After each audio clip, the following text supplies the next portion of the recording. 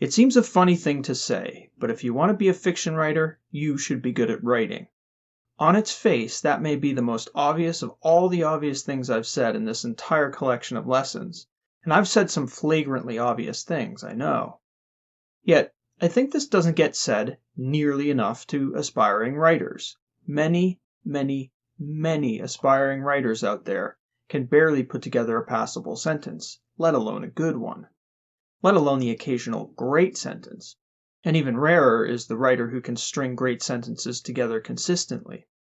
And of those who do, there are probably fewer still who could demonstrate what they're doing and teach another writer how to do the same.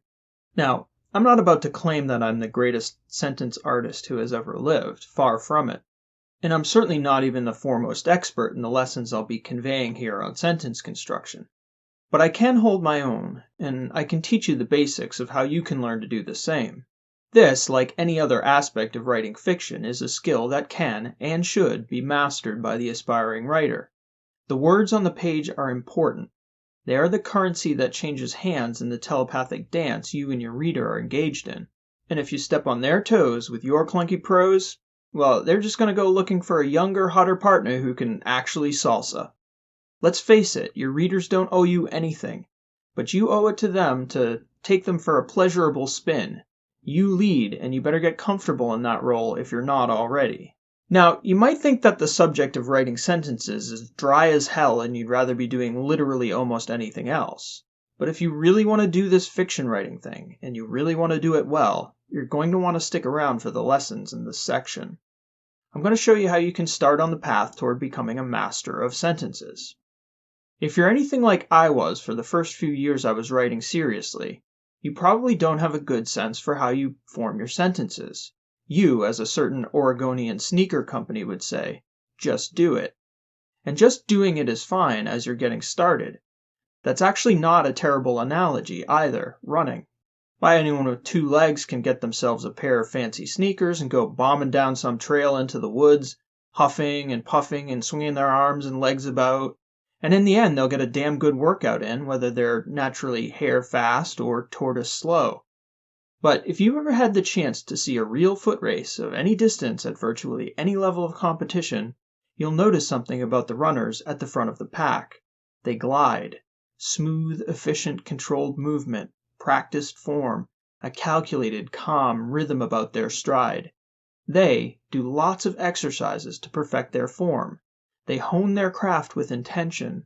And if you want to keep up with the big dogs in the front of the pack, you're going to have to learn how to hone your craft as well. Enough with the analogies, Ro. What are you getting at?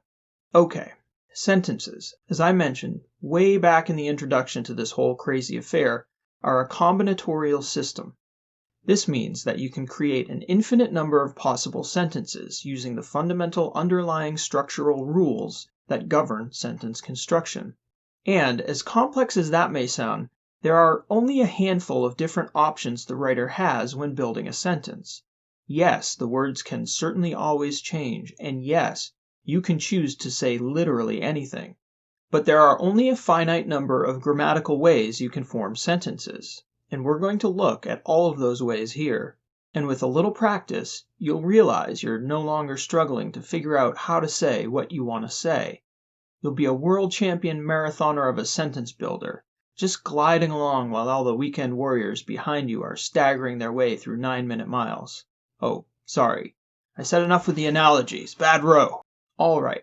I have to take one important related tangent before we get to the actual brief primer to the lessons that follow. And it's a philosophical tangent at that. Sorry. The following is a quote from the great John Erskine in his essay, The Craft of Writing. Let me suggest here one principle of the writer's craft which, though known to practitioners, I have never seen discussed in print. The principle is this. When you write, you make a point not by subtracting as though you've sharpened a pencil, but by adding when you put one word after another. Your statement should be more precise the more you add.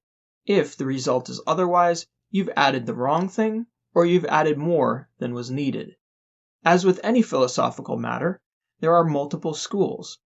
I decided to include the Erskine quote above because it runs counter to the philosophical school that seemed to dominate the 20th century, at least in the discussion of craft. One of the first axioms of writing that young writers are likely to encounter is still this one. You're probably familiar. Omit needless words.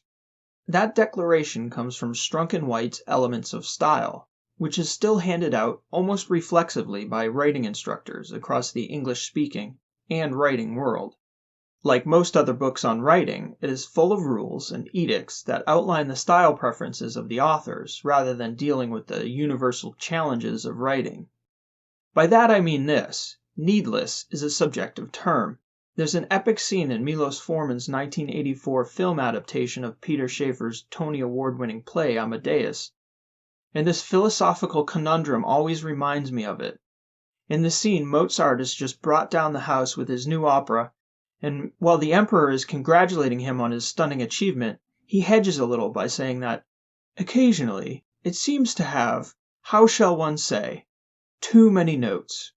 I don't understand, Mozart answers. There are just as many notes, Majesty, as I require, neither more nor less. And when the emperor doubles down, Mozart becomes incensed. My dear young man, the emperor says, don't take it so hard. Your work is ingenious, and there are simply too many notes. Just cut a few and it'll be perfect. Mozart's reply, which notes did you have in mind, Majesty? Absurd, right? The idea of an emperor who could barely play the piano telling the greatest composer who ever lived that his work had too many notes. The only thing more absurd than the idea that such a thing could have happened is that this actually did happen. So please keep that in mind as I read the following passage from the Mozart of sentence construction of the mid-19th century. Some days elapsed, and ice and icebergs all astern. The Pequod now went rolling through the bright Quito spring, which, at sea, almost perpetually reigns on the threshold of the eternal August of the tropic. The warmly cool, clear, ringing, perfumed, overflowing, redundant days were as crystal goblets of Persian sherbet, heaped up, flaked up with rose-water snow.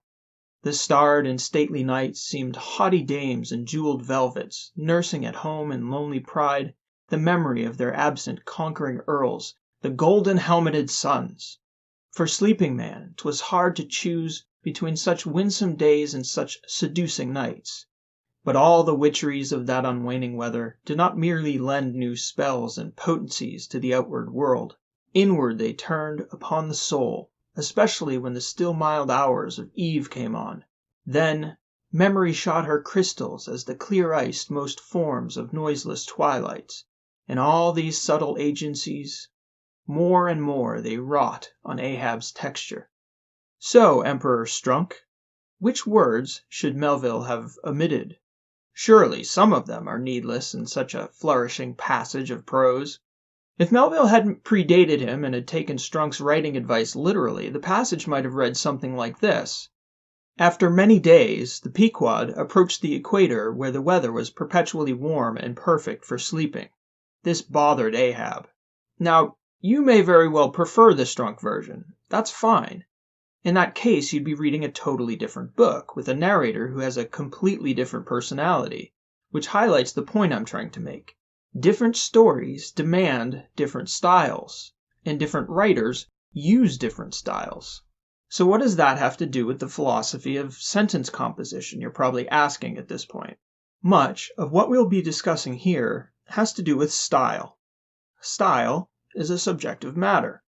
Many readers and writers prefer short sentences that are declarative and neat. This was a popular aesthetic through much of the 20th century, as you can find in writers like Hemingway, Flannery O'Connor, or Raymond Carver. On the other hand, you might really enjoy the flourishes with which Melville adorns his epic whaling journey. Or maybe you appreciate some of the modern wizards of sentence construction like Anthony Doerr and Toni Morrison, which is to say nothing of the Faulkners of the world. And there's a lot of space for greatness in between. It's a broad spectrum to be sure. Here's my 2 cents. We'll be talking about sentences in the way that the Erskine quote at the beginning frames our conversation. Writing sentences is a process of addition. What a skilled writer can do, and a good writing student's goal should be, is to craft great sentences of any length, from 2 words to 200. Then you'll have the freedom to do what most great writers do. Vary the length and style of your sentences to fit the needs of the story. Length has very little to do with quality by any subjective measure. It's all about how you form your sentences, not how long you make them. Try to think of your sentences as tools that you use to get a job done. If you use the right tool for the right situation, you'll seldom go wrong. So with all that out of the way, let's get to work on figuring out the ways we can add to basic sentences to make them richer and more interesting. The following is just a brief outline of the lessons we'll cover in this section, which is a systematic review on the art of sentence construction. The sentence is your most basic and widely applied tool. All the other elements of written fiction we've discussed thus far are conveyed to your reader in sentence form, and you're going to get good at writing them. By the end of this section, you should be able to take the information here and figure out what any writer you've ever read is doing at the sentence level.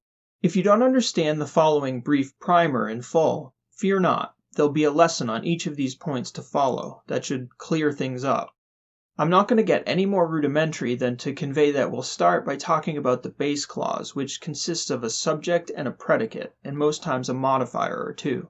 If you don't know what these things are right now, we'll get into them. And if you're struggling with grammatical terminology along the way, there are plenty of great grammar tutorials to be had on YouTube. Okay. The base clause is the nucleus of every grammatical sentence, something brief like Roe coughed. Each sentence, no matter how complex or ornate, can be boiled down to a base clause that consists of subject plus predicate. The base clause can be expanded from within by adding 1. Modifying words or phrases to it, 2. By adding interrupters, 3. By adding subordinating phrases or clauses, or 4. By adding introductory clauses or phrases. The base clause can be expanded externally by adding 1. Connective clauses using coordinating conjunctions, or a colon or a semicolon. 2. By using subordinate clauses introduced by relative pronouns. And 3. By adding loose modifying phrases. If you don't know what these terms are now, fear not. We'll take it one step at a time, and by the end you will. This will all make sense. And that's it. Really, that's it. Underlying every sentence in the English language is some variant of the above set of possibilities.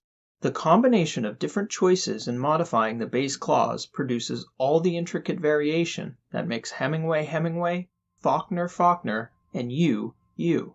Now all that's left is to make me a better me and you a better you. But there's one more important tangent we need to discuss before getting down to the nitty-gritty, and I found it in an old book of all places. God, those things are useful.